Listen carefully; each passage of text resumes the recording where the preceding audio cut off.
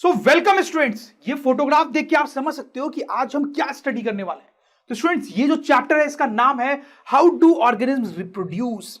तो स्टूडेंट्स, सबसे पहले अटैक करते हैं इस वर्ड को, रिप्रोड्यूस। रिप्रोडक्शन क्या होता है स्टूडेंट्स? तो स्टूडेंट्स, ऐसा तो आपको पता ही है रिप्रोडक्शन क्या होता है, फिर भी आपसे ही बात स्टार्ट करते हैं। तो स्टूडेंट्स, सपोज करो ये आप हो, तो आप इस दुनिया में कैसे आए स्टूडेंट्स? तो आपके पेरेंट्स है, मदर एंड फादर, उन्होंने आपको प्रोड्यूस किया है, जिसके कारण आप इस दुनिया में आए स्टूडेंट्स। अच्छा, आपके पेरेंट्स इस दुनिया में कैसे आए स्टूडेंट्स? तो उनके भी रेस्पेक्टिव पेरेंट्स है जिन्होंने उनको जन्म दिया है, जिनके कारण वो इस दुनिया में आए स्टूडेंट्स। तो you understand what is reproduction. ये जो प्रोसेस है जिसमें कोई लिविंग ऑर्गेनिज्म जो है जो दूसरे लिविंग ऑर्गेनिज्म को जन्म दे रहा है, that is actually reproduction students. और ऐसा ह्यूमन बीइंग्स में नहीं, एनिमल्स में भी होता है स्टूडेंट्स।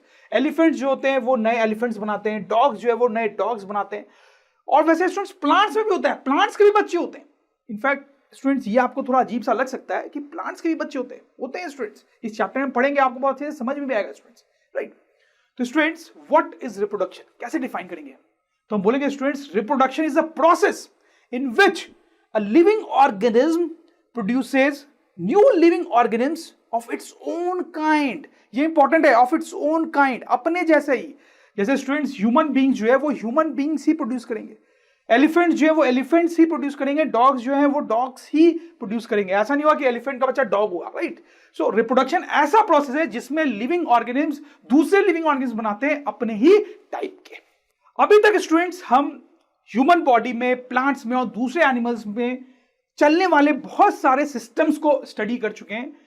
न्यूट्रिशन कैसे होता है उनमें वो हम स्टडी कर चुके हैं। जो ह्यूमन बॉडी में डाइजेस्टिव सिस्टम बोला जाता है, रेस्पिरेशन, सर्कुलेटरी सिस्टम, एक्सक्रीशन, ये सब हम पढ़ चुके हैं। वैसे स्टूडेंट्स, अब हम रिप्रोडक्शन पढ़ने वाले हैं। जिस तरह से ये सिस्टम्स थे वैसे ही रिप्रोडक्शन भी होता है, उसी को हम यहां पे पढ़ने वाले हैं। लेकिन आगे बढ़ने से पहले एक इंटरेस्टिंग सी छोटी सी बात मैं आपको बता दूं कि ये सारे सिस्टम्स जो हमने पढ़े थे स्टूडेंट्स, ये किसी ऑर्गेनिज्म के सर्वाइवल के लिए बहुत एसेंशियल है। इनके बिना तो कोई ऑर्गेनिज्म जिंदा ही नहीं रह सकता। सोच के देखो, न्यूट्रिशन, अगर हम खाना नहीं खाएंगे स्टूडेंट्स तो क्या होगा? Will die. तो इसका मतलब इस प्रोसेस के बिना हम जिंदा नहीं रह सकते। रेस्पिरेशन, सांस लेंगे तो मर जाएंगे स्टूडेंट्स। एक्सक्रीशन, आप एक्सक्रीट नहीं करोगे टॉयलेट में जाके तो even then you will die students. Then circulatory system, अगर स्टूडेंट्स समहाउ का सर्कुलेटरी सिस्टम काम करना बंद कर जाए, हार्ट के साथ कोई प्रॉब्लम हो जाए या फिर ब्लड फ्लो करना बंद हो जाए बॉडी में, then also you will die students. तो ये सारे सिस्टम्स जो हमने पढ़े हैं, they are vital for survival for an organism. अगर कोई भी काम ठीक से नहीं करेगा तो कोई ऑर्गेनिज्म जो है वो मर जाएगा स्टूडेंट्स। लेकिन स्टूडेंट्स, रिप्रोडक्शन जो है उसके साथ ऐसा नहीं है। अगर कोई ऑर्गेनिज्म ये डिसाइड करे कि मुझे रिप्रोड्यूस नहीं करना है, तो भी वो बिल्कुल सर्वाइव कर सकता है। आपने देखा होगा बहुत सारे ऐसे लोग होते हैं जो मैरिज नहीं करते हैं, वो चिल्ड्रन प्रोड्यूस नहीं करते हैं, और तब भी वो बहुत लंबी जिंदगी आराम से जीते हैं, कोई प्रॉब्लम नहीं होती है उनको, दे कैन स्टिल लिव। तो इस एंगल से अगर देखा जाए तो रिप्रोडक्शन वाइटल नहीं है किसी ऑर्गेनिज्म के सर्वाइवल के लिए। ये सब वाइटल है, लेकिन इसके बिना भी कोई ऑर्गेनिज्म जिंदा रह सकता है स्टूडेंट्स, राइट। आपको समझ में आ रही बात? लेकिन स्टूडेंट्स, यहां पे कैच है। देखो, अगर कुछ लोगों ने ये डिसाइड कर लिया कि हम रिप्रोड्यूस नहीं करेंगे तो कोई बात नहीं है, ठीक है, उनकी लाइफ चलती रहेगी। लेकिन सपोज करो स्टूडेंट्स कि दुनिया के सारे लोग ये डिसाइड कर लेते हैं कि हम रिप्रोड्यूस नहीं करेंगे, तो क्या होगा? तो स्टूडेंट्स, नई जनरेशन ही नहीं आएगी और पुरानी जनरेशन तो टाइम के साथ खत्म हो जाएगी। तो क्या होगा? Human civilization will be wiped out from this universe. समझ में आई बात स्टूडेंट्स? अगर एक ऑर्गेनिज्म ये डिसाइड कर ले कि मुझे रिप्रोड्यूस नहीं करना है तो वो अपनी लंबी जिंदगी जी सकता है। लेकिन एज अ होल अगर सब ये डिसाइड कर ले कि रिप्रोड्यूस नहीं करना है, so that species will be wiped out, वो स्पीसीज खत्म हो जाएगी स्टूडेंट्स। वैसे आप सोचो कि अगर दुनिया में जितने भी ऑर्गेनिज्म हैं, प्लांट्स, एनिमल्स, सब के सब रिप्रोड्यूस करना बंद कर दे तो नेक्स्ट जनरेशन किसी की भी नहीं आएगी और लाइफ ही खत्म हो जाएगी दुनिया से। तो आपको समझ में आ गया होगा कि रिप्रोडक्शन एक इंडिविजुअल के लिए हो सकता है उतना इंपॉर्टेंट नहीं हो, बट कलेक्टिवली बहुत इंपॉर्टेंट है स्टूडेंट्स। तो हम बोल सकते हैं reproduction is vital for the survival of life और for the existence of life on earth. अगर रिप्रोडक्शन नहीं होगा तो लाइफ ही खत्म हो जाएगी दुनिया से। इसलिए reproduction is very very important chapter and a very very important system going inside living organisms. समझ में आई बात स्टूडेंट्स? अब देखो, रिप्रोडक्शन जो होता है स्टूडेंट्स वो दो टाइप का होता है।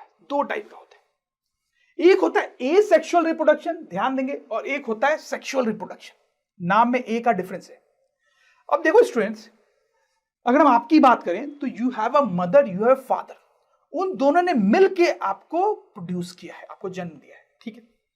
वैसे स्टूडेंट्स अगर हम किसी एलिफेंट की बात भी कर लें तो उसके भी एक मदर एलिफेंट होगी, एक फादर एलिफेंट होगा, राइट स्टूडेंट्स।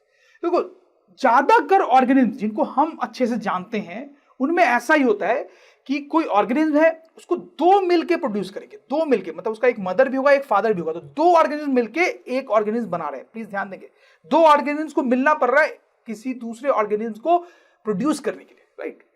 बट स्टूडेंट्स कुछ ऐसे ऑर्गेनिज्म भी होते हैं जिसमें एक ही लिविंग बीइंग दूसरे लिविंग बीइंग को जन्म दे सकता है। यहां पे दो की जरूरत नहीं है, दो की जरूरत नहीं है।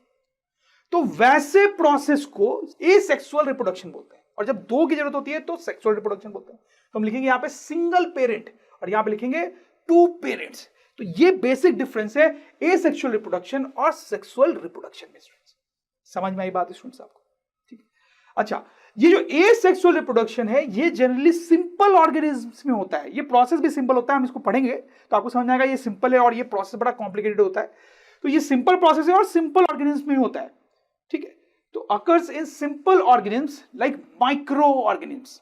जैसे माइक्रो ऑर्गेनिज्म के बारे में हमने पढ़ा है स्टूडेंट, बहुत छोटे होते हैं, सिंपल होते हैं, तो उनमें जनरली होता है, या कुछ प्लांट्स में भी होता है। लेकिन स्टूडेंट्स ह्यूमंस में, डॉग्स में, एलिफेंट्स में, बर्ड्स में, फिशेस में और ज्यादातर प्लांट्स में भी सेक्सुअल रिप्रोडक्शन ही होता है, राइट। अब स्टूडेंट देखो हम यहां पे क्या करने वाले हैं, once you have briefly understood the difference between these two, तो एक एक करके हम दोनों को एसेक्सुअल और सेक्सुअल दोनों टाइप के रिप्रोडक्शन को बहुत डिटेल में देखेंगे ताकि आपको अच्छे से समझ में आए। तो आप भी बताओ सबसे पहले किसको देखना चाहिए स्टूडेंट्स? तो सबसे पहले हमें एसेक्सुअल को देखना चाहिए क्योंकि वो आसान होता है, तो वो समझना आसान होगा स्टूडेंट्स, तब हम इस पे आएंगे। तो now will focus on asexual reproduction. So अब देखिए स्टूडेंट्स, एसेक्सुअल रिप्रोडक्शन भी जो है वो कई टाइप का होता है। Binary fission, multiple fission, fragmentation, budding, spore formation, regeneration and vegetative propagation. So these are different types of asexual reproduction. एक ही करके हम सबको पढ़ेंगे तो थोड़ा लंबा होगा स्टूडेंट्स, लेकिन आपको सब समझ में आ जाएगा। तो सबसे पहले स्टार्ट करते हैं किसको? बाइनरी फिजन को। What is that? So binary fission जो है बड़ा सिंपल प्रोसेस है और सिर्फ सिंपल ऑर्गेनिज्म द्वारा ही किया जाता है। जैसे स्टूडेंट्स मैं आपको एग्जांपल दूं, अमीबा। तो अमीबा तो आपको पता है यूनिसेलुलर होता है और बहुत सिंपल ऑर्गेनिज्म। तो सपोज करो ये एक फुल्ली ग्रोन अमीबा है, रेडी टू रिप्रोड्यूस। तो जब ये रिप्रोड्यूस करना चालू करेगा तो देखो क्या होगा। तो सबसे पहले इसमें जो न्यूक्लियस है स्टूडेंट्स वो डिवाइड होना शुरू होगा। आपको पता है न्यूक्लियस बड़ा इंपॉर्टेंट ऑर्गेनल होता है किसी सेल का, वो डिवाइड होना शुरू होगा जैसा आप देख सकते हो। फिर थोड़े टाइम बाद न्यूक्लियस जो आप देखो पूरी तरह से डिवाइड हो जाएगा, जैसा यहां पे आपको दिख रहा है। तो दो न्यूक्लियस बन गए, पहले एक था उससे दो बन गए। अच्छा, एट दिस पॉइंट जब न्यूक्लियस पूरा डिवाइड हो चुका है तो आप देखो साइटोप्लाज्म भी है वो थोड़ा थोड़ा डिवाइड होना चालू हो गया है, राइट। फिर जैसे टाइम बीतेगा साइटोप्लाज्म और ज्यादा डिवाइड हो गया है। फिर जैसे टाइम बीतेगा आप देखो साइटोप्लाज्म ऑलमोस्ट डिवाइड हो ही गया है और अमीबा जो है वो इफेक्टिवली दो पार्ट में बट सा गया है। और थोड़ा और टाइम पास होगा तो फाइनली आपके पास दो अमीबा होंगे इस तरीके से स्टूडेंट्स। तो students this is reproduction in amoeba, this is binary fission in amoeba. पहले हमारे पास एक अमीबा था, अब फाइनली हमारे पास दो अमीबा हो गया है। So this is reproduction, this is reproduction. समझ में आ रही बात स्टूडेंट्स? आप देखो बाइनरी फिजन, बाइनरी वर्ड का मतलब ही क्या होता है? टू। फिजन मतलब होता है डिवाइड होना, तो मतलब दो में डिवाइड होना। तो वही हुआ ना, पहले हमारे पास एक अमीबा था वो फाइनली दो में डिवाइड हो गया है। तो ये बड़ा सिंपल प्रोसेस है रिप्रोडक्शन का, जैसा कि आप देख सकते हो स्टूडेंट्स। अच्छा students, on a lighter note मैं आपको ये बता दूं कि ये दोनों अमीबा जो यहां प्रोड्यूस हुए हैं इनको बोलते हैं डॉटर अमीबा। अच्छा, इनको सन अमीबा नहीं बोलते हैं, क्यों नहीं बोलते वो मुझे नहीं पता, बट क्या बोलते हैं? Daughter amoeba. अच्छा, अब ये जो सिंपल प्रोसेस स्टूडेंट्स, इसमें आप एक चीज ध्यान रखेंगे कि पहले कौन डिवाइड हुआ, पहले न्यूक्लियस डिवाइड हुआ या पहले साइटोप्लाज्म डिवाइड हुआ? तो आप समझ सकते हैं कि पहले जो है न्यूक्लियस डिवाइड हुआ और बाद में साइटोप्लाज्म डिवाइड हुआ। Please note that point, this is important. तो हम लिख भी सकते हैं कि nucleus divides first and then cytoplasm. Fine. तो स्टूडेंट्स अब बाइनरी फिजन के बारे में कुछ चीजें लिख लेंगे हम यहां पे। Binary fission is a process of reproduction in which a unicellular organism divides into two organism. समझ में आई बात स्टूडेंट? अच्छा, दूसरी इंपॉर्टेंट बात कि ये जो है, ये जो प्रोसेस है वो सिर्फ यूनिसेलुलर ऑर्गेनिज्म द्वारा ही यूज किया जाता है, ओनली फॉर यूनिसेलुलर ऑर्गेनिज्म्स। अच्छा, कुछ और एग्जांपल्स मैं आपको दे देता हूं अमीबा के अलावा जो बाइनरी फिजन यूज करते हैं स्टूडेंट्स। तो एक तो अमीबा खुद ही हो गया students, then leishmania, paramecium, bacteria, protozoa. तो ये कुछ एग्जांपल्स हैं जो बाइनरी फ्यूजन यूज करते हैं। जैसे एक और चीज मैं आपको बताना चाहता हूं, बात करते हैं स्टूडेंट्स अमीबा की और लेशमानिया का। ठीक है, लेशमानिया एक यूनिसेलुलर ऑर्गेनिज्म है which is well known for creating a disease in human beings, जिसका नाम है काला आजार। आपने सुना होगा स्टूडेंट्स, वो इसी के कारण होता है। खैर एनीवे, अब देखो अमीबा और लेशमानिया में क्लियर डिफरेंस है। अमीबा का कोई फिक्स शेप नहीं होता है, लेकिन लेशमानिया का एक बहुत ही ऑर्गेनाइज टाइप का शेप है, उसकी टेल है, इलोंगेटेड है, एक ऑर्गेनाइज शेप है। इसका कोई ऐसा ऑर्गेनाइज शेप नहीं होता है। तो जब अमीबा डिवाइड होता है स्टूडेंट्स, वो किसी भी तरीके से डिवाइड हो सकता है, मतलब वो इस लाइन के लॉन्ग भी डिवाइड हो सकता है, इस लाइन के लॉन्ग भी डिवाइड हो सकता है, इस लाइन के लॉन्ग भी, मतलब किसी भी लाइन के लॉन्ग डिवाइड होकर दो पार्ट में बढ़ सकता है। लेकिन क्योंकि इसका ऑर्गेनाइज शेप है, तो इसके साथ ऐसा नहीं हो सकता कि ये कैसे भी डिवाइड हो जाए। जैसे ये इस तरह से डिवाइड नहीं होगा स्टूडेंट्स, इस तरह से डिवाइड होगा। ये जब डिवाइड होगा तो इस लाइन के लॉन्ग डिवाइड होगा, ठीक है, क्योंकि इसका सिस्टमैटिक शेप है, तो it can divide only in a particular fashion. I hope you understand this. तो अब बात करते हैं स्टूडेंट्स मल्टीपल फ्यूजन की। तो मल्टीपल फ्यूजन जो है वो भी सिर्फ यूनिसेलुलर ऑर्गेनिज्म में होता है, मतलब ये भी बड़ा सिंपल सा प्रोसेस ही है। जैसे मलेरियल पैरासाइट में, प्लाज्मोडियम में। प्लाज्मोडियम का एग्जांपल लेके मैं आपको समझाता हूं, बड़ा ही सिंपल है। जैसे आप देखो ये है प्लाज्मोडियम, जब इसको डिवाइड करना होता है स्टूडेंट्स, मल्टीपल फ्यूजन करना होता है, तो इसके अराउंड एक प्रोटेक्टिव लेयर बन जाती है, जैसा कि आप देख सकते हो। अब क्या होगा कि ये जो प्लाज्मोडियम है वो डिवाइड करके कई सारे ऑर्गेनिज्म बना लेगा। जैसे बाइनरी फ्यूजन में दो बनते डिवाइड होके, इसमें कई सारे बनते हैं, यही बेसिक डिफरेंस है। और फिर ये जो प्रोटेक्टिव लेयर है वो बर्स्ट करेगी और सारे प्लाज्मोडियम बाहर निकल जाएंगे। So that is a simple process of multiple fusion. So अब बात करते हैं फ्रैगमेंटेशन की। तो स्टूडेंट इससे पहले जो दो प्रोसेस हमने पढ़े हैं, कौन कौन से, binary fusion and multiple fusion, ये दोनों सिर्फ यूनिसेलुलर ऑर्गेनिज्म द्वारा ही यूज किए जाते हैं। लेकिन ये जो प्रोसेस हम पढ़ने वाले हैं वो मल्टी सेलुलर ऑर्गेनिज्म द्वारा यूज किया जाता है स्टूडेंट्स।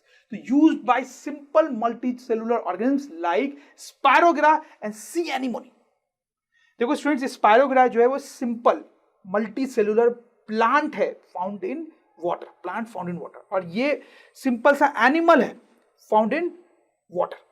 ये दोनों फॉर एग्जांपल फ्रैगमेंटेशन करते हैं, उस प्रोसेस से रिप्रोड्यूस करते हैं। जैसे स्पायरोगिरा का एग्जांपल लेके आपको बताता हूं क्या होता है।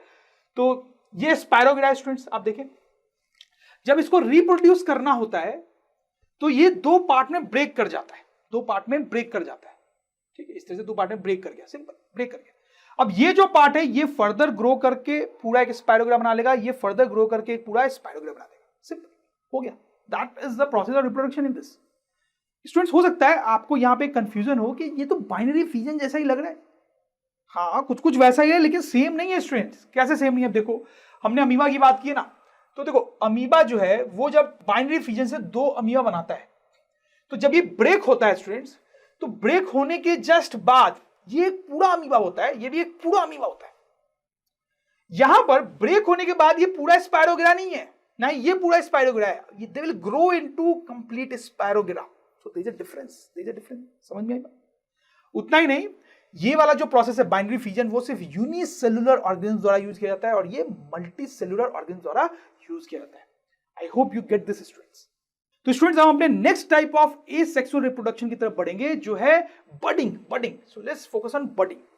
तो budding is a process which again used by simple multicellular organism like hydra and yeast. तो दोनों का एग्जांपल लेके मैं आपको समझाऊंगा इसमें क्या होता है, बड़ा इंटरेस्टिंग है। तो ये हाइड्रा है स्टूडेंट्स, हाइड्रा जो है बड़ा पॉपुलर ऑर्गेनिज्म होता है, उसके बारे में आपने लोअर क्लास में पढ़ा होगा, खासकर अपने टेंटिकल्स के कारण पॉपुलर होता है। अब देखो, जब इस हाइड्रा को रिप्रोड्यूस करना होता है तो उसमें एक बर्ड टाइप छोटा सा स्ट्रक्चर डेवलप होता है, एक प्रोजेक्शन डेवलप होता है, इसको बर्ड बोलते हैं बेसिकली। फिर टाइम के साथ ये प्रोजेक्शन ग्रो करने लगता है, देखो ग्रो करने लगता है, ग्रो करने लगता है, ठीक है। ग्रो करते करते वो एक हाइड्रा में डेवलप हो जाता है, खुद ही लग रहा हो ना आपको कि अपने आप में ये एक हाइड्रा बन गया, ठीक है। अब क्या होता है, जब ये सफिशिएंट साइज में ग्रो कर जाता है तो यहां से टूट जाता है, ठीक है, तो ये एक नया हाइड्रा बन गया, ठीक है। This is the process of reproduction by budding in hydra. वैसा स्टूडेंट्स ईस्ट में भी होता है। तो ये एक ईस्ट है, जब इसको रिप्रोड्यूस करना होता है तो उसमें भी देखो एक बर्ड, एक प्रोजेक्शन टाइप निकल रहा है, ठीक है, जिसको बर्ड बोलते हैं। फिर वो ग्रो करेगा और जब वो सफिशिएंट साइज का हो जाएगा तो वो भी टूट के अलग हो जाएगा students, and finally we will have one more yeast, right. So आप देख सकते हो कैसे बडिंग के प्रोसेस से रिप्रोडक्शन हुआ यहाँ पे। तो अब स्टूडेंट्स आप देख सकते हो कई सारे प्रोसेसेस हमने देख लिए और आपको समझ में आ रहा होगा कि सब बहुत सिंपल ही है। हम नेक्स्ट पे जाते हैं और थोड़ा सा सीक्वेंस यहाँ पे मैं ब्रेक करूंगा, उससे आप परेशान मत होना। रीजनरेशन की बात करेंगे स्टूडेंट्स। तो देखो रीजनरेशन जो होता है that is also used by simple multicellular organisms like planaria and hydra. ये एग्जांपल्स है। जैसे मैं आपको समझाता हूं कि प्लेनेरिया का एग्जांपल लेते हैं, तो इसमें क्या होता है कि ये प्लेनेरिया सपोज करो किसी कारण से कोई एक्सीडेंट हो जाता है इसका, जिससे ये 3 पार्ट में से डिवाइड हो जाता है। हो सकता है एक्सीडेंट हो गया तो 3 पार्ट में डिवाइड हो गया, समझ लो। अब इसमें क्या होता है, इसकी ऐसी प्रॉपर्टी होती है कि इसके तीनों पार्ट जो हैं वो actually individual full fledged planaria में डेवलप हो जाते हैं स्टूडेंट्स। समझ में आ रही बात? तो दिस इज रीजनरेशन। अब ध्यान दे वर्ड पे, रीजनरेशन। एक्सीडेंट से जब एक प्लेनेरिया मल्टीपल पार्ट्स में डिवाइड हो गया तो हर पार्ट रीजनरेट करके एक प्लेनेरिया बना रहा है, दैट इज रीजनरेशन। समझ में आई बात? वैसे ही हाइड्रा में भी होता है स्टूडेंट्स। ये अगर हाइड्रा है, कोई एक्सीडेंट हो गया उसका, उसके कारण वो 2 पार्ट में डिवाइड हो गया, तो हर पार्ट उसका जो है वो फुल फ्लेज हाइड्रा में डेवलप हो जाएगा। This is regeneration. तो बड़ा सिंपल सा मेथड है, बड़ा इंटरेस्टिंग भी है, आप देख सकते हो। लेकिन students this is a important point here कि एक्चुअली में ये जो रीजनरेशन है वो एक रिप्रोडक्शन का प्रोसेस नहीं है। अगर आप इसको ध्यान से देखेंगे तो it's not really a type of reproduction. हालांकि हम इसको as a type of asexual reproduction जरूर पढ़ रहे हैं, बट अगर डीपली देखा जाए तो ऐसा है नहीं। This not a type of reproduction actually. देखो ये प्लेनेरिया बाई चांस किसी एक्सीडेंट से गुजरा तो वो मल्टीपल पीसेस में डिवाइड हो गया, तो हर पीस ग्रो कर गया। लेकिन अगर उसका एक्सीडेंट नहीं होता तो क्या वो रिप्रोड्यूस नहीं करता स्टूडेंट्स? इसका कुछ अलग तरीका होगा रिप्रोडक्शन का जिससे वो रिप्रोड्यूस करता। लेकिन हाँ, बाई चांस अगर इसका एक्सीडेंट हो गया तो ऐसा भी हो सकता है स्टूडेंट्स। जैसे आप हाइड्रा में तो समझ ही रहे हैं कि अगर हाँ एक्सीडेंट हो गया तो हाइड्रा में ऐसा कुछ हो सकता है, लेकिन ये मेन कोई रिप्रोडक्शन का मेथड और ऐसा ये नहीं है। इसके मेन रिप्रोडक्शन का मेथड तो क्या है स्टूडेंट्स? बडिंग। उससे ये रिप्रोड्यूस करता है। आप समझ रहे हैं बात को? तो रीजनरेशन तो एक एक्सीडेंट होने पे कुछ ऑर्गेनिज्म में होने वाली एक एक्टिविटी है, and it's not necessarily a method of reproduction. But हाँ, फिर भी क्यों बोल रहे हैं इसको as a method of reproduction? क्योंकि यार ठीक है, चलो एक प्लेनेरिया से 3 प्लेनेरिया बने, एक हाइड्रा से 2 हाइड्रा बना, तो in some manner we can think of it as a method of reproduction, though not exactly. तो रीजनरेशन आपको समझ में आया। लेकिन अब हम यहां पे देखेंगे कि रीजनरेशन का प्रोसेस होता कैसे एक ऑर्गेनिज्म जब कट चुका है तो ग्रो करके फुल बॉडी बना लेता है अपनी। कैसे होता है? This is interesting. So students, how regeneration happens, तो प्लेनेरिया के इस एग्जांपल से ही हम समझते हैं। तो देखो, सबसे पहले आपको यह समझने की जरूरत है कि प्लेनेरिया की जो बॉडी है स्टूडेंट्स, इसमें डिफरेंट टाइप के सेल्स हैं। आप सोच के देखो, इसका जो हेड है इसमें अलग टाइप के सेल्स होंगे, इसकी जो टेल है उसमें अलग टाइप के सेल्स होंगे। So that is the first important point which will write here students, कि different body parts have different type of cells. ठीक है, आप समझो कि जब ये 3 पार्ट में कट गया, इसको मैं पार्ट 1 बोल रहा हूं, इसको पार्ट 2 और इसको पार्ट 3, तो इसको जब ग्रो होकर फुल प्लेनेरिया बनाना है तो बेसिकली इसको पार्ट 2 और 3 डेवलप करना है। पार्ट 1 तो है, 2 और 3 डेवलप करना है, इसको पार्ट 1 और 3 डेवलप करना है, इसको पार्ट 1 और 2 डेवलप करना है, राइट स्टूडेंट्स? तभी ये फुल फ्लेज बन पाएगा। तो वो कैसे होता है, अगर हम इसका एग्जांपल लें, इस पे फोकस करें, तो देखो इसमें ऑलरेडी बहुत सारे सेल्स हैं। ये सेल्स जो है वो सेल डिवीजन का प्रोसेस करते हैं, जिससे नए सेल्स बनते हैं। देखो समझो, बड़ा सिंपल सा बात है। ऐसा तो होना जरूरी है ना, अगर इसको ग्रो करके फुल फ्लेज बॉडी बनानी है तो नए सेल्स का आना तो जरूरी है। तो जो एग्जिस्टिंग सेल्स है वो सेल डिवीजन करेंगे ताकि नए सेल्स क्रिएट हो सकें। तो स्टूडेंट्स हम लिखेंगे that is our second point, the existing cells undergo cell division to make new cells. समझ में आई बात स्टूडेंट्स? अब यहां पर एक प्रॉब्लम है। इस स्टेप 2 के बाद, ये जो पॉइंट नंबर 2 हुआ, नए सेल्स बने, उसके बाद एक प्रॉब्लम क्या है कि जो नए सेल्स बनते हैं ना स्टूडेंट्स, वो कैसे होते हैं? यहां पर जैसे सेल्स थे, वो जब नए सेल्स बनाते हैं तो अपने जैसे ही सेल्स बनाते हैं।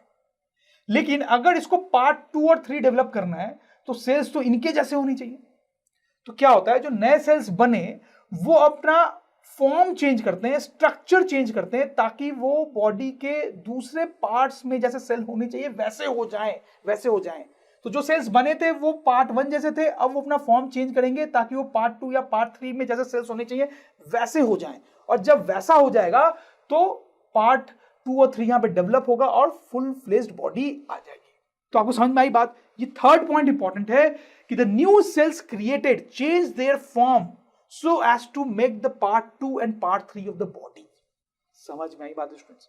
तो यहां पे सेल का जो फॉर्म चेंज करने वाली जो प्रॉपर्टी है दैट इज वेरी इंपॉर्टेंट, उस पर ध्यान देने की जरूरत है। उसी के कारण बॉडी के दूसरे पार्ट्स डेवलप हो जाते हैं। आई होप यू अंडरस्टैंड।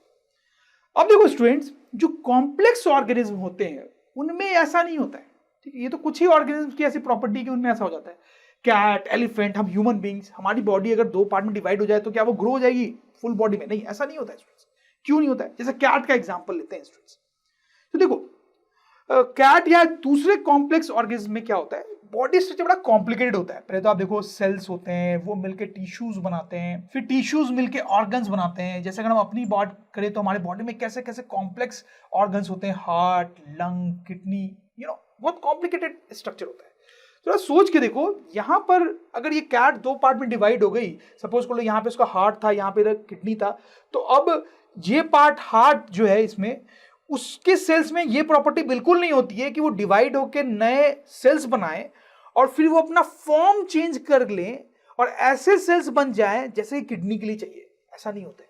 यहां पे सेल्स का फॉर्म चेंज करने वाली प्रॉपर्टी जो होती है वो बिल्कुल मिसिंग होती है। इसलिए ये वाला जो पार्ट है अब वो ग्रो करके ये पार्ट क्रिएट नहीं कर पाएगा एंड वाइस वर्सा। समझ में आ रही बात? इसलिए कॉम्प्लेक्स ऑर्गेनिज्म में ऐसा नहीं पाया जाता है, राइट स्टूडेंट्स? हम लिख भी लेंगे कि the property of cells to change their form is missing in complex organisms, right? So fine students, हम बात करेंगे वेजिटेटिव प्रोपगेशन की। और जैसे नाम से आपको लग रहा है स्टूडेंट्स कि ये तो प्रोसेस ऑफ रिप्रोडक्शन किसमें होता होगा? एनिमल्स में होता होगा क्या? नहीं, प्लांट्स में होता है स्टूडेंट्स, राइट? लेकिन स्टूडेंट्स इसमें क्या अलग होता है? देखो, जनरली अगर प्लांट को आपको बड़ा करना है, एक नया प्लांट आपको डेवलप करना है, तो आपके दिमाग में क्या आइडिया आता है? सीड।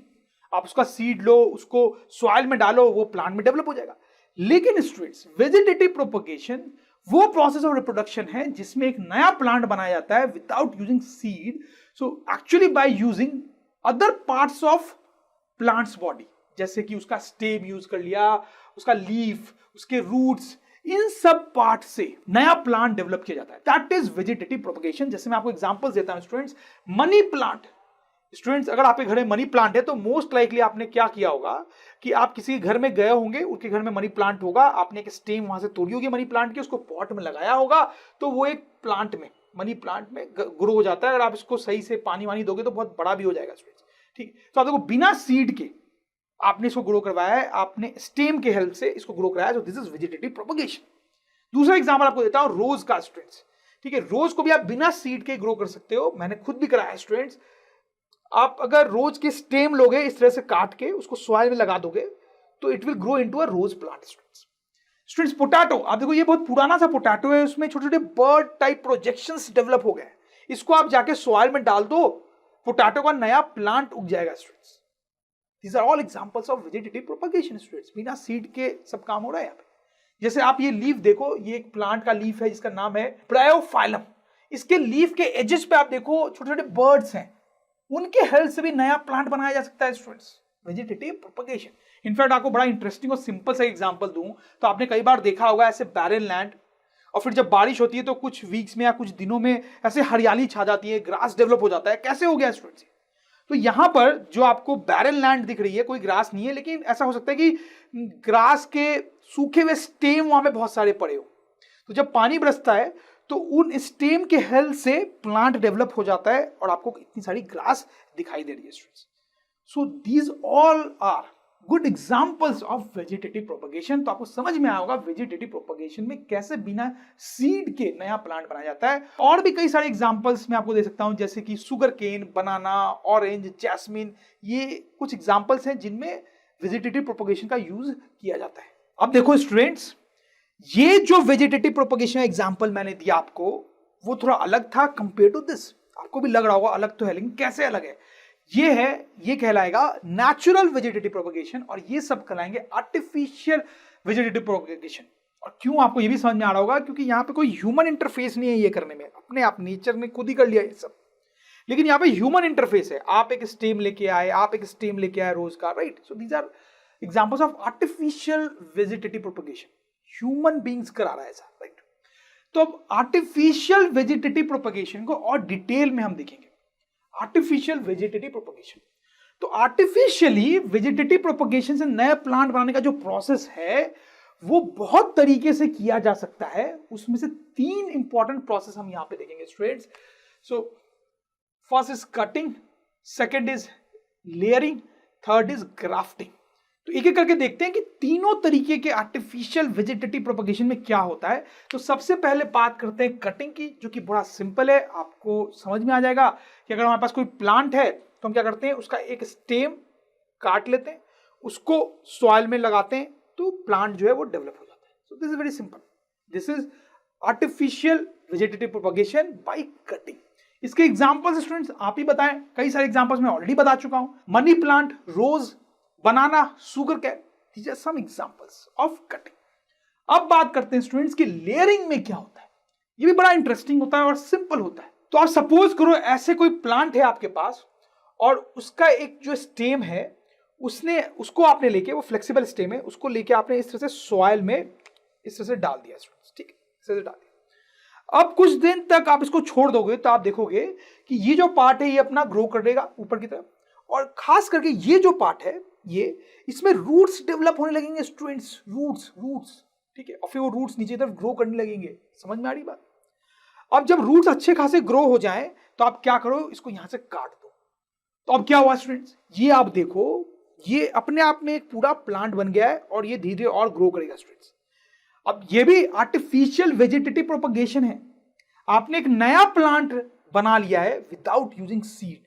तो इस एग्जिस्टिंग प्लांट के स्टेम से ही आपने एक नया प्लांट बनाया है। That's why this is artificial vegetative propagation. और ये जो प्रोसेस था जिसमें स्टेम को इस तरह से सॉइल में डाल के हमने छोड़ दिया कुछ दिन, फिर काट दिया, इसको बोलते हैं लेयरिंग, इसको बोलते हैं लेयरिंग, ठीक। अच्छा, कुछ एग्जांपल्स मैं आपको देता हूं जिन प्लांट्स के लिए ये प्रोसेस यूज किया जाता है। Jasmine, strawberry, lemon, right students, ठीक है। अब बात करेंगे हम ग्राफ्टिंग की, राइट। तो ग्राफ्टिंग बड़ा सिंपल होता है। आप देखो इस फोटोग्राफ को, देखो इसमें आप देखो 2 स्टेम्स को यहां पर ज्वाइन किया गया है स्टूडेंट्स। अच्छा, अब ये दोनों स्टेम जो हैं वो अलग अलग प्लांट के हैं, अलग टाइप के प्लांट्स के हैं, ठीक है। ये जो स्टेम है किसी एक टाइप के प्लांट का होगा, ये स्टेम जो किसी अलग टाइप के प्लांट का होगा। दोनों को इस तरह से ऐसे बहुत टाइटली बांध दिया गया है। तो अब क्या होगा कि ये धीरे धीरे ग्रो कर जाएगा, एक फुल फ्लेश प्लांट या ट्री में डेवलप हो जाएगा। और इसमें क्या होगा स्टूडेंट्स, ये जो फाइनली प्लांट बनेगा, आप समझ सकते हैं उसकी कुछ प्रॉपर्टीज इस स्टेम वाले प्लांट जैसी होगी और कुछ प्रॉपर्टीज इस स्टेम वाले प्लांट जैसी होगी। बहुत नेचुरल है ना, क्योंकि इन्हीं दोनों से मिलके तो ये बना है students, right. So this process is called grafting. तो आपको समझ में आया इसमें क्या करते हैं, 2 अलग अलग प्लांट के स्टेम लेते हैं, उनको ज्वाइन कर देते हैं, और फिर वो जब ग्रो करता है तो एक नए टाइप का ही प्लांट बनता है जो दोनों का हाइब्रिड टाइप होता है स्टूडेंट्स, ठीक है। और उसकी प्रॉपर्टी दोनों से मिलती जुलती होती है। ये जनरली फ्रूट्स के साथ किया जाता है। जैसे एप्पल्स ले लो आप, तो एप्पल्स के बहुत सारी वैरायटीज होती है स्टूडेंट्स, ठीक है। तो कई बार क्या करते हैं कि किसी एक वैरायटी का स्टेम लिया, दूसरे वैरायटी का जो एप्पल है उसका स्टेम लिया, दोनों को इस तरह से ग्राफ्ट किया। तो अब जो एप्पल का प्लांट या ट्री बनेगा स्टूडेंट्स, उसमें एक नए टाइप का एप्पल बनेगा जिसकी कुछ प्रॉपर्टीज एक टाइप ऑफ एप्पल से मैच करेगी और कुछ दूसरे टाइप के जिससे मिला के उसको बनाया गया। वैसे मैंगोज के लिए भी आप कर सकते हो। तो ऐसे फ्रूट्स के लिए जनरली ऐसा किया जाता है। तो ये हमने वेजिटेटिव प्रोपगेशन समझ लिया। अब इस सबको हटाते हैं, अब देखते हैं एडवांटेजेस ऑफ वेजिटेटिव प्रोपगेशन। तो वेजिटेटिव प्रोपगेशन बहुत अच्छा मेथड होता है। आपको लग भी रहा होगा स्टूडेंट्स क्यों अच्छा मेथड होता है। तो पॉइंट नंबर 1 देखो, अगर आप वेजिटेटिव प्रोपगेशन यूज नहीं कर रहे हो तो नए प्लांट बनाने के लिए आप क्या करोगे, आप एक सीड को सॉइल में डालोगे, उसको पानी डालोगे, कुछ दिनों तक तो पानी डालते डालते ही टाइम पास हो जाएगा, फिर छोटा सा प्लांट निकलेगा, फिर धीरे धीरे धीरे वो ग्रो करेगा और बहुत टाइम लगेगा उस प्लांट को बड़ा होने में। समझ लो, ये एक टाइम टेकिंग प्रोसेस होता है स्टूडेंट्स, इसमें टाइम लगता है, नए प्लांट को बनने में सीड से टाइम लगता है। लेकिन वेजिटेटिव प्रोपगेशन में अगर सपोज कर लो आपने कोई स्टेम डाल के नया प्लांट बनाया तो प्लांट जल्दी बन जाता है स्टूडेंट्स। तो ये फास्टर प्रोसेस है प्लांट बनाने का, which is useful students, right. It's a great advantage. और दूसरा एडवांटेज क्या है स्टूडेंट वेजिटेटिव प्रोपगेशन का, पहला वाला एडवांटेज लिख भी लेंगे हम यहाँ पे, आप वीडियो को पॉज करके पढ़ सकते हो, सिंपल सा ही है। देखो सपोज करो आप स्ट्रॉबेरी उगाना चाहते हो स्टूडेंट्स, ठीक है। तो क्या होता है, फाइन सा पॉइंट है, अगर आप सीड्स के हेल्प से स्ट्रॉबेरी उगाओगे तो आपने बहुत सारे सीड्स डाले और स्ट्रॉबेरी के बहुत सारे प्लांट्स बनेंगे। अब क्योंकि हर सीड अलग था स्टूडेंट्स, तो हर प्लांट भी थोड़ा सा तो अलग होगा, जिसके कारण हर प्लांट से बनने वाले स्ट्रॉबेरी या हर प्लांट में लगने वाला स्ट्रॉबेरी का टेस्ट थोड़ा सा अलग अलग हो सकता है, क्योंकि सीड्स भी थोड़े थोड़े अलग थे, तो प्लांट भी थोड़े थोड़े अलग, तो उसमें लगने वाले फ्रूट्स का टेस्ट भी थोड़ा थोड़ा अलग हो सकता है। ठीक है, तो वेरिएशन इन टेस्ट, तो वेरिएशन होगा यहाँ पे टेस्ट में। लेकिन स्टूडेंट्स अगर आप यहाँ पे वेजिटेटिव प्रोपगेशन यूज करते तो आप क्या करते, शायद आप स्ट्रॉबेरी का कोई प्लांट लेते, ठीक है, उसी से आप उसके शायद स्टेम से बहुत सारे नए स्ट्रॉबेरी के प्लांट्स बनाते। ठीक है, अब क्योंकि सारे स्टेम एक ही स्ट्रॉबेरी प्लांट से आए हैं, तो सबसे बनने वाले प्लांट भी सेम होंगे, उनमें लगने वाला स्ट्रॉबेरी भी सेम होगा, तो टेस्ट का वेरिएशन बहुत ही कम होगा, लेस वेरिएशन ऑफ टेस्ट। समझिए बात। By using vegetative propagation, you can minimize the variation in new plants. समझ में आ रही बात स्टूडेंट्स? तो स्टूडेंट्स यहाँ पे एक छोटी सी चीज देखेंगे which is not very important though, tissue culture. Tissue culture क्या है कि एक साइंटिफिक टाइप का आर्टिफिशियल वेजिटेटिव प्रोपगेशन का मेथड है। मतलब आर्टिफिशियल वेजिटेटिव प्रोपगेशन हम कर रहे होंगे, लेकिन बहुत साइंटिफिक तरीके से कर रहे होंगे। और जनरली ये जो तरीका है वो ऑर्नामेंटल प्लांट्स के लिए यूज किया जाता है। ऑर्नामेंटल प्लांट आप समझते होंगे, ऐसे प्लांट्स जो सजावट के लिए, डेकोरेशन के लिए यूज किए जाते हैं। जैसे आप ये प्लांट देखो, ठीक है, इसे कोई फ्रूट नहीं मिलता हमें, कोई ऐसी कोई खास वेजिटेबल्स नहीं मिलते, बट ये कहीं पे लगाओ तो अच्छा लगता है, राइट। तो ये टिश्यू कल्चर में क्या होता है स्टूडेंट, बड़ा सिंपल होता है कि आपने वो प्लांट लिया, ठीक है, और उस प्लांट्स में से आप कुछ सेल्स निकाल लेते हो, उसके लीव्स में से मान लो आपने कुछ सेल्स निकाल लिए, या फिर आप वैसा नहीं करना चाहते हो तो आप लीव्स के छोटे छोटे टुकड़े ले लेते हो उसके, ठीक। तो दोनों में से कुछ भी कर सकते हो आप। फिर उसको आप किसी केमिकल में डालते हो स्टूडेंट्स। वो ऐसा खास केमिकल होता है जो सेल डिवीजन के प्रोसेस को बहुत एक्सेलरेट कर देता है, बहुत फास्ट कर देता है। तो ये जो सेल्स है वो जल्दी जल्दी ग्रो करने लगते हैं, या फिर जो लीव्स में जो छोटे छोटे सेल्स है वो जल्दी जल्दी ग्रो करने लगते हैं। यहाँ पे सेल्स का नंबर बहुत ज्यादा हो जाता है। जब ऐसा हो जाता है थोड़े दिनों में, तो फिर उनको निकाल के एक दूसरे केमिकल में डाल देते हैं स्टूडेंट्स। और वो ऐसा केमिकल होता है जिसके प्रेजेंस में वो जो ग्रुप ऑफ सेल्स है वो छोटे छोटे प्लांट्स में बहुत जल्दी डेवलप हो जाते हैं। और जब वो छोटे छोटे प्लांट्स में डेवलप हो जाते हैं स्टूडेंट्स, तो फिर उनको सॉइल में प्लांट कर देते हैं, so that they can grow into full fleshed plants. So you can see this is vegetative propagation. Why क्योंकि सीड का यूज नहीं किया गया, राइट। लीव्स के टुकड़े थे या लीफ या स्टेम से कुछ सेल्स लिए गए थे, तो वेजिटेटिव प्रोपगेशन। आर्टिफिशियल है क्योंकि मैन मेड है, और बहुत साइंटिफिक है, इसमें स्पेसिफिक केमिकल्स वगैरह हमने यूज किए, राइट। और आपने देखिए कैसे फाइनली हमारे पास बहुत सारे प्लांट्स बन गए और वो जल्दी जल्दी डेवलप हो जाते हैं। ये पूरा प्रोसेस बहुत जल्दी जल्दी हो जाता है, राइट। तो दिस इज टिश्यू कल्चर। तो फाइन स्टूडेंट्स, हम बढ़ते हैं अपने next type of asexual reproduction की तरफ। कौन सा जो है टाइप वो बच गया इस लिस्ट में स्टूडेंट्स, तो आप क्लियरली समझ सकते हैं कि स्पोर फॉर्मेशन बच गया है, तो उसी के बारे में हम देखेंगे। Spore formation is also practice by simple multicellular organism like Rhizopus. जैसे आप देखो स्टूडेंट्स, ये रिजोपस है। इसका स्ट्रक्चर को थोड़ा देखते हैं स्टूडेंट्स। तो ये जो इसका पार्ट है, जो स्टेम टाइप आपको लग रहा हो, उसको स्टेम ही बोलते हैं। फिर ये जो फाइबर लाइक स्ट्रक्चर है स्टूडेंट्स, उसको बोलते हैं हाइफा। फिर स्टूडेंट्स ये जो बॉल टाइप स्ट्रक्चर आपको दिख रहा है, दैट इज इंपॉर्टेंट, उसको बोलते हैं स्पोरैंगिया। उसमें छोटे छोटे पार्टिकल्स होते हैं जिनको बोलते हैं स्पोर्स, जैसा कि आप यहां पे देख सकते हो स्टूडेंट्स, स्पोर्स बोलते हैं। अच्छा, ये दोनों इंपॉर्टेंट होते हैं स्टूडेंट्स, क्योंकि रिप्रोडक्शन हम यहां पे पढ़ रहे हैं, तो रिप्रोडक्शन में यही दोनों पार्टिसिपेट करते हैं। स्टेम और हाइफा का कोई खास रोल नहीं होता है रिप्रोडक्शन। कैसे होता है इसमें रिप्रोडक्शन? बहुत आसान है स्टूडेंट्स। ये जो स्पोरैंगिया है उसके अराउंड एक प्रोटेक्टिव लेयर होती है जो अंदर के स्पोर्स को प्रोटेक्ट करती है। अंदर के स्पोर्स जो है वो डेलिकेट होते हैं, बाहर का एनवायरनमेंट अगर खराब होगा तो उससे कांटेक्ट में आने पे वो डिस्ट्रॉय हो सकते हैं स्टूडेंट्स, इसलिए ये प्रोटेक्शन जरूरी होता है। जब बाहर का एनवायरनमेंट फेवरेबल होता है तो ये प्रोटेक्टिव लेयर बर्स्ट कर जाती है और जो स्पोर्स हैं वो बाहर आते हैं और फिर वो फैल जाते हैं एनवायरनमेंट। अब ये जहां जहां जाके गिरेंगे वहां पर अगर सिचुएशन सही है तो नया रिजोपस डेवलप होगा। समझ में आई बात? बड़ा सिंपल है रिप्रोडक्शन का प्रोसेस यहाँ पे, जैसा कि बाकी केसेस में भी था। जैसे स्टूडेंट्स बड़ी इंटरेस्टिंग सी मैं बात आपको बताता हूं। जैसे ये ब्रेड देखो स्टूडेंट्स, अगर बहुत दिन बाद आप छोड़ देते हो, बहुत दिन तक ब्रेड को बाहर छोड़ देते हो, तो ब्रेड का ऐसा हाल हो जाता है। उस पर आप देखो क्या डेवलप हो गया है। ये जो डेवलप हो गया ना स्टूडेंट्स, वो रिजोपस ही है, वो रिजोपस है। कैसे रिजोपस डेवलप हुआ? यहाँ पे स्पोर्स जो है, ये स्पोर्स जो है वो हवा में फ्लोट कर रहे होंगे समहाउ, वो ब्रेड पे लैंड किए होंगे। जब आपने इसको बहुत देर तक एनवायरनमेंट में छोड़ा तो कुछ स्पोर्स ब्रेड पे आए होंगे समहाउ, तो फिर उन्होंने रिजोपस बनाया। यहाँ पे रिजोपस का रिप्रोडक्शन हुआ, वो डेवलप हुए और ऐसा ब्रेड हो गया फाइनली। तो स्टूडेंट्स ब्रेड पे आपको ये जो दिखता है दैट इज रिजोपस, और इसीलिए रिजोपस को ब्रेड मॉल्ड भी बोलते हैं। क्या बोलते हैं? Bread mould. समझ में आया बात स्टूडेंट्स आपको? तो इसको लिख भी सकते हैं स्टूडेंट्स, खासकर ये जो स्पोर्स की यहाँ पे कहानी है कि there is a protective layer around sporangia to protect delicate spores against bad environment. जैसे मैंने आपको बताया, when the environment outside is favorable, the protective layer bursts and spores come out to give birth to new rhizopus। समझ में बात students आपको?